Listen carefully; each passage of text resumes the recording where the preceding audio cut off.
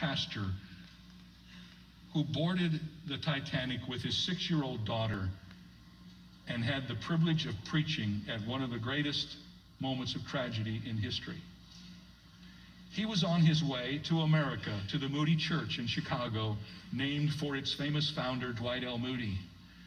He was not only going to preach in that church, but he was there to assume the pulpit of that church. He was to be their next pastor.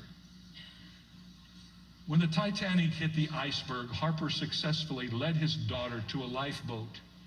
And because he was a widower, he could have gotten on the lifeboat too. But instead, he put her on the lifeboat, and he determined to stay and try the best he could to share the gospel of Jesus Christ with as many people as he could. Harper ran from person to person, passionately telling others about Christ. As the water began to submerge the unsinkable ship, I wish he'd gotten on the lifeboat, though. Women, children, and the unsaved, get into the lifeboats. Rebuffed by a certain man at the offer of salvation, Harper gave him his own life jacket. He said, if you're not going to receive Jesus Christ, you better put this on because you need it more than I do. Up until the last moment on the ship, Harper pleaded with people to give their lives to Jesus Christ. The ship disappeared beneath the deep, frigid waters, leaving hundreds floundering in its wake with no realistic chance for rescue. Harper struggled through hypothermia to swim to as many people as he could, still sharing the gospel. He would lose his battle with hypothermia, but not before giving many people one last chance to receive Christ before they died.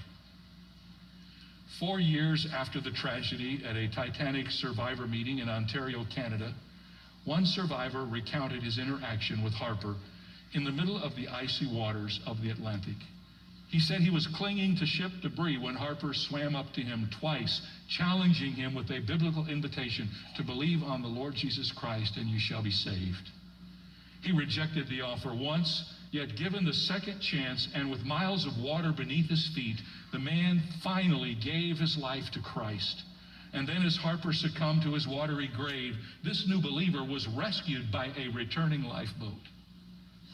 As he concluded his remarks at the survivors' meeting, he simply stated, I am the last convert of John Harper. Oh, when the Titanic set